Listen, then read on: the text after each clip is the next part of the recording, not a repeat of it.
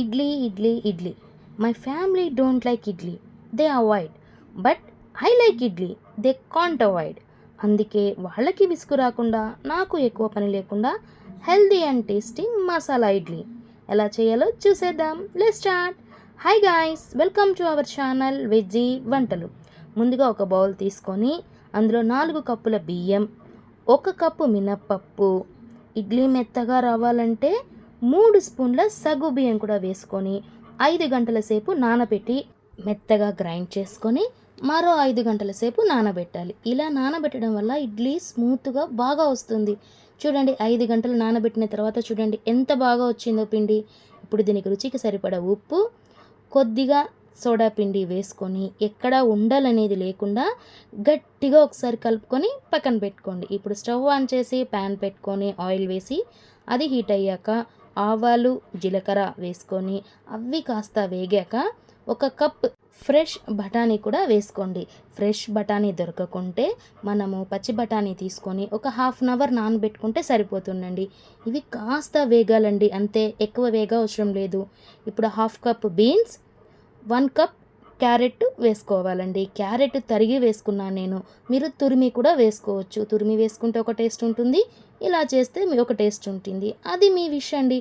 ఇది ఒకసారి బాగా కలుపుకొని మూత వేసి ఇది మగ్గేలోగా మిక్సీ జార్ తీసుకొని కొద్దిగా పుదీనా, కొద్దిగా కొత్తిమీర, ఒక 3 పచ్చిమిర్చి, రుచికి సరిపడా సాల్ట్ వేసుకొని మెత్తటి పేస్ట్ చేసుకోవాలండి. ఇది ఎంత మెత్తగా వస్తే మసాలా ఇడ్లీ అంత బాగుంటుంది.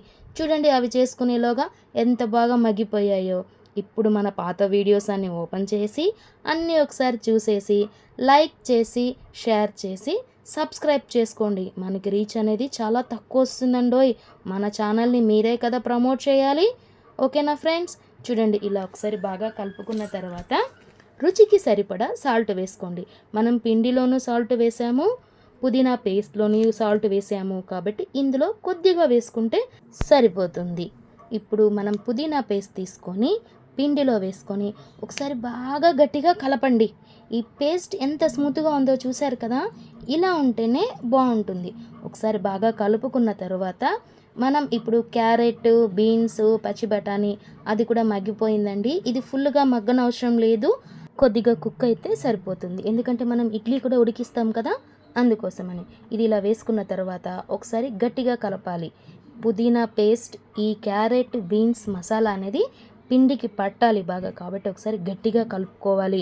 ఇప్పుడు ఇడ్లీ ప్లేట్ తీసుకొని కొద్దిగా ఆయిల్ వేసుకొని అది బాగా స్ప్రెడ్ చేసుకొని ఇడ్లీ పిండి కూడా ప్లేట్లలోకి వేసుకొని ఇడ్లీ పాత్రలో 10 మినిట్స్ టైం పెట్టుకొని పెట్టండి. 10 మినిట్స్ అనేది కంపల్సరీ కుక్ అవ్వాలి, అప్పుడే ఇడ్లీలు చాలా రుచిగా వస్తాయి. ఈ 10 మినిట్స్ ఇవి కుక్ అయ్యేలాగా మనం చట్నీ చేసుకుందాం. స్టవ్ ఆన్ చేసి ప్యాన్ పెట్టుకొని ఆయిల్ వేసుకొని అది హీట్ ఎక్కాక కొద్దిగా శనగపప్పు, కొద్దిగా మినప్పప్పు, కొద్దిగా జీలకర్ర వేసుకొని అవి కొంచెం వేగాక 5 పచ్చిమిర్చి, 5 ఎండుమిర్చి, ఒక 4 వెల్లుల్లి రెబ్బలు వేసుకోవాలి. వెల్లుల్లి రెబ్బలు అనేది పక్కా వేసుకోవాలండి, అప్పుడే టమాటో చట్నీ చాలా బాగుంటుంది. ఇలా ఒకసారి బాగా కలుపుకున్న తర్వాత 2 చింతపండు రెబ్బలు కూడా వేసుకొని ముందుగా తరిగి పెట్టుకున్నటువంటి టమాటాలు కూడా వేసుకొని ఒకసారి బాగా బీట్ చేసుకోవాలి. ఇప్పుడు రుచికి సరిపడా ఉప్పు కూడా వేసుకొని మూత వేసి ఒక 5 నిమిషాలు మగ్గనివ్వాలి. ఇది మగ్గాక చల్లారిన తర్వాత మిక్సీ జార్లోకి తీసుకొని మెత్తటి పేస్ట్ లాగా చేసుకోవడం, అంతే అండి. ఎంతో సింపుల్ అయినటువంటి masala idli with tasty tomato chutney ready. Video చూసి లైక్ చేసి షేర్ చేసి సబ్స్క్రైబ్ చేసుకోండి.